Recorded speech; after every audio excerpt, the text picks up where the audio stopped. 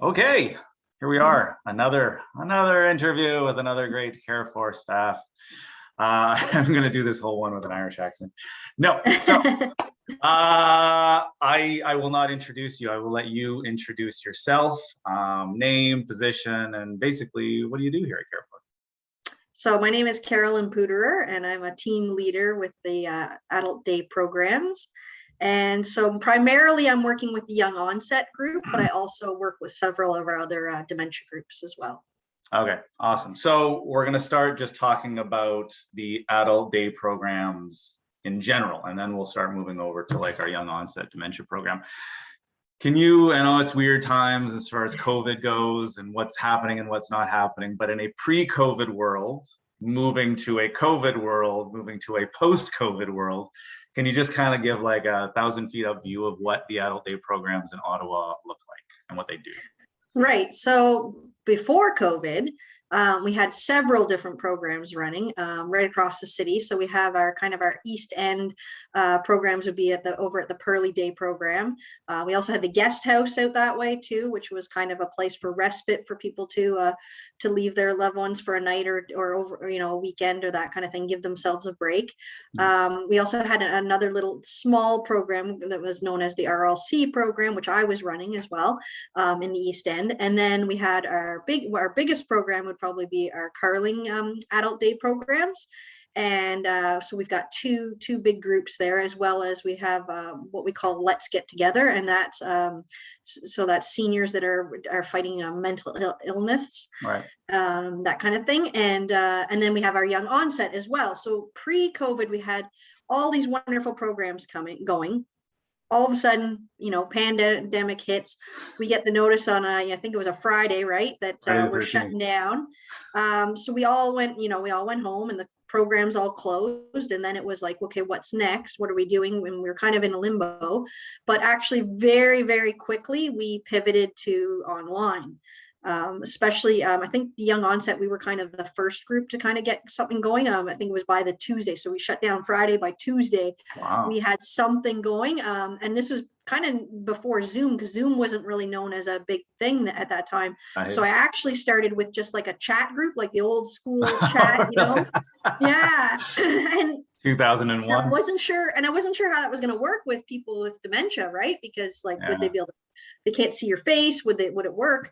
But we did some chatting and it worked and everything. And then quickly we found out about Zoom. So then we said that was the next step. Let's try this video stuff.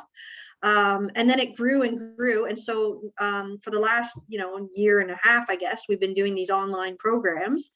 So we have a kind of a dementia side, which is generally our older clientele that would have been either at our Pearly or our Carling sites. And they have programs, 4 times a day, 5 days a week, kind of like a coffee and a chat, an exercise, words and word games and trivia, that kind of thing, and then music. Then the guest house unfortunately had to shut down, which is and it's still down, which is unfortunate because I know a lot of families really relied on that respite and that help. And then the young onset continued to meet. We would meet 3 times a week just for an hour, and we would do lots of different things from trivia to music to just discussion, that kind of thing. And then our Let's Get Together club with the mental health group there, they still meet I think 2 days a week, and they have a regular stream of programs. We also started doing conference calls. So for those who don't have internet or access to a computer, we still have a bunch of programs that are going with that, and it's going well. And the participation is pretty steady, been pretty steady the last year and a half, considering, a lot of these people have never maybe used technology. So they really jumped on board with it with us, which was great. And then now we're getting, as things are starting to lift and restrictions are getting a little bit less, we're starting to open back up. So I know that the Pearly has started their programs. They're actually running out of the guest house. So they're using that facility.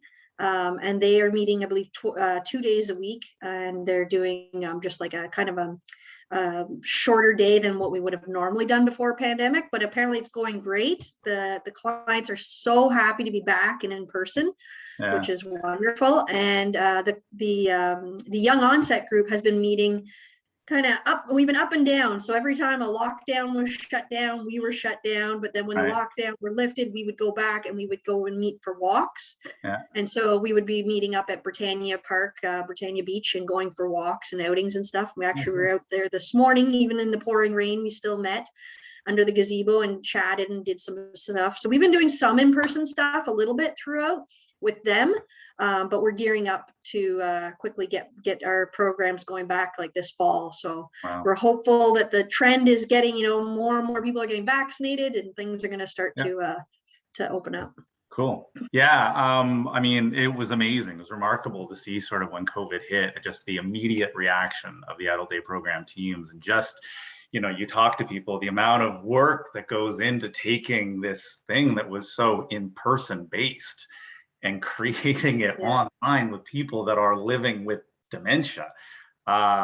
Amazing. So let's talk more about the young onset dementia group. So why did you create it? Where did it come from? What's the need in the community? Like, how did it come to be? Well, so from my understanding, because it kind of was in the works just before I started, and then I was hired to take it on, kind of thing. But I think what it was is that there was, this niche of these people that were diagnosed under the age of 65, so they're quite young, and they were being there was no programs for them, so they would come to some of our older programs, our older clientele. They're sitting beside people that are in their 80s and 90s, because typically when you think of dementia, you do think of people that are a little bit older, and so they would be sitting there and they couldn't relate to them. They didn't have anything, they're in different places in their lives. People who are diagnosed at that age, that young, might have just been, still been working. Some of them have kids at home that are still going, maybe through university or even high school, depending on their age. They're very physically active. They're much more, their bodies are still healthy. Their mind might be being affected, but their bodies are still healthy. Right. And so they would come to our programs, and it was a lot of sedentary, sitting, because the programs traditionally were designed for older, frailer seniors. Yep. So it became apparent that they needed their own place and their own club to be a part of. And then so our director, Robin Myers, actually, she went out and saw the program out in Calgary. There's a Calgary young onset group called UQuest. Yep. And she was inspired by their group, and just seeing what they were doing. They were going out and doing walks and going out and doing things in the community, and being more active and everything. So she brought that idea back to Carefor, and then suggested that we try and start our own little club, and it's been going great. So the people that came originally for day one were people that were from other of our programs? So some might have been in other programs. Some didn't have a place. They didn't know where to go. They didn't have anything. Some were going to some other programs within the city. There's a couple other organizations that have similar programs. But nothing was really geared for this age group. Okay. And we just saw the need for it. I mean, even myself, like if you put me in a room with people who are in their 90s, we'll get along, we'll have things to share and talk about and reminisce about and everything. But we're just in different places in our lives. Like I've got a little guy at home, and they're done with raising their children, that kind of thing.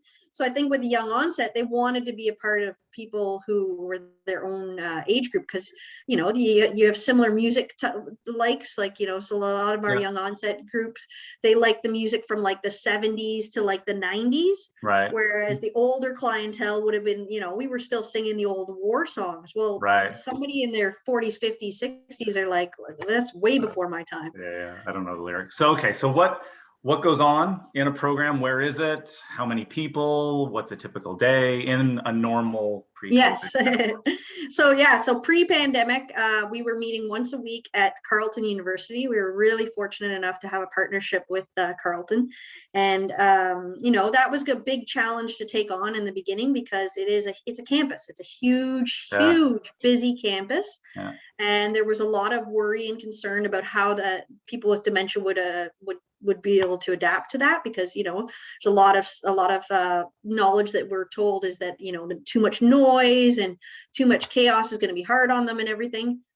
So we took it serious and really researched how could we make this work, because it's such a fantastic place to meet.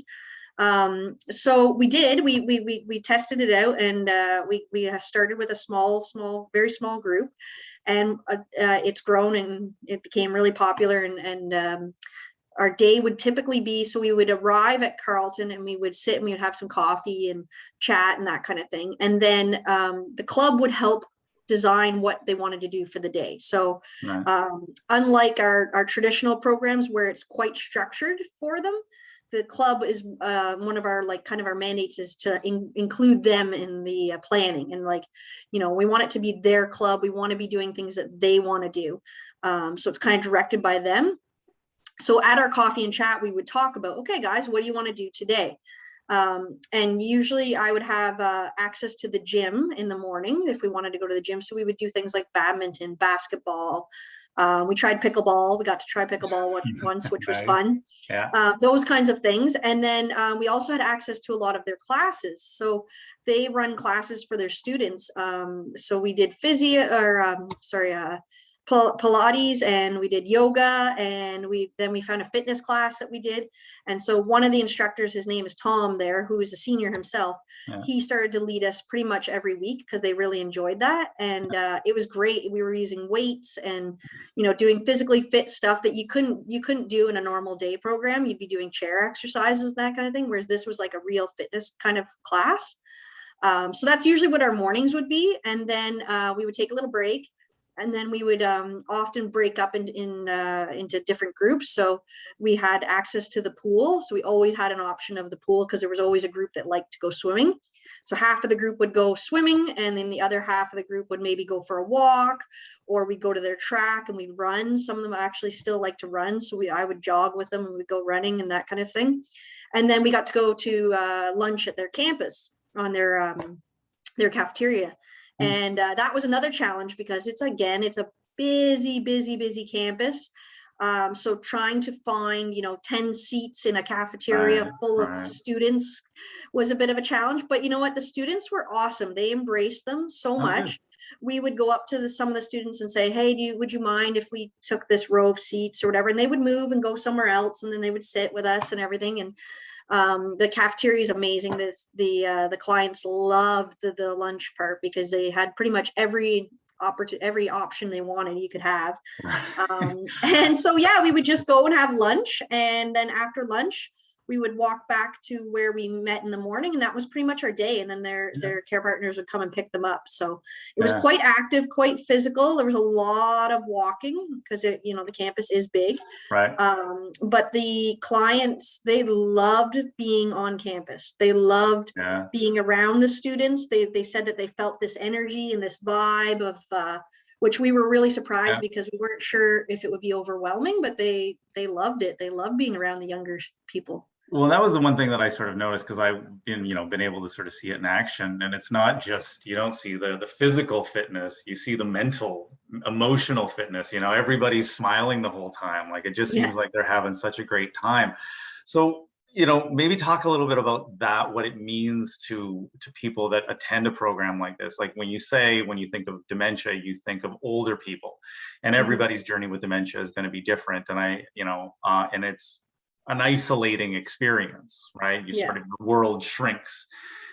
And I think it's something that's more, not expected, but more sort of typical for older people. And the world that they're living in has sort of shrunk. They're not in the workforce. They're not, paying bills. They're not, their kids are sort of often living their lives. For somebody that's, say 55, 60 years of age, it comes as a shock.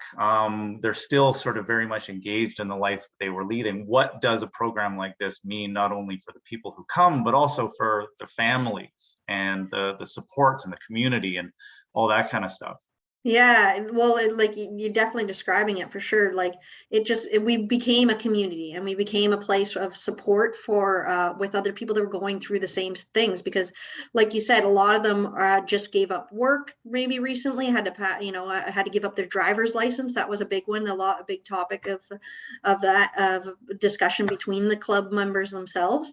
And yeah, dealing with their kids at home and not understanding, the kids maybe not understanding what's happening, that kind of thing. Having their own peers who are also going through it has been really, really beneficial. And they've built friendships outside of the club. So some of them get together outside of the club, which is awesome. That's what we want. We want them to have those connections, because like you said, there are other maybe regular connections have shrunk just because people don't understand how to relate to somebody who's going through that diagnosis, or they might be afraid that they might say the wrong thing, or they might do the wrong thing. So I think sometimes it becomes easier to kind of step back from that person, and that, like you said, that can be really, really isolating. So these clubs are so important because it's building connections for them. And I know that a lot of care partners have even said, especially with the pandemic, they're stuck at home just with each other. Right. And you're just stuck just talking about the same old things. So having a place to go and do something with people your own age and talk about, topics that interest you, that are maybe, current in the news, or, different sports or whatever that you relate to. And then coming home and being able to say, hey, I talked about this, or we did this. Right. It brings a little bit of happiness and joy back to the home.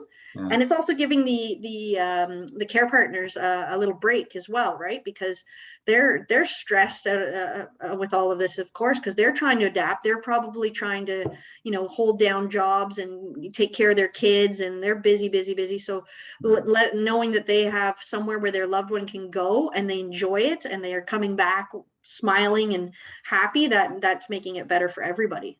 Awesome. And so last question, the plan is, when the world allows it, to go back to the place that it was before, doing all the same stuff.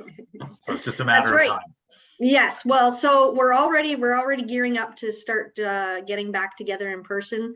We're at our Carolyn Day program. We're going to start a little bit in our regular program space and kind of build up our stamina, because we haven't been together for long periods of time. We haven't worn masks for 8 hours a day. All of those little things that, like, even for the clients, they have to get used to it. We've been meeting for a walk or something, but that's maybe a 2-hour program, and 2 hours with a mask is different than 5 or 6 hours. So we're going to start small. It's starting actually mid-August, which is exciting. So only a couple of weeks away. And then hopefully we're going to build up, and as the restrictions get, a little bit less, we're hoping to get back to Carleton. That's the ultimate goal, is to get back there, and be able to do the things that they love to do, be active and everything. And all that. Well, that's awesome. I mean, it's a great program. It fills a need in the community, and it's the first of its kind in Ottawa, isn't it? Yep, that's right. That's right. Yep, exactly.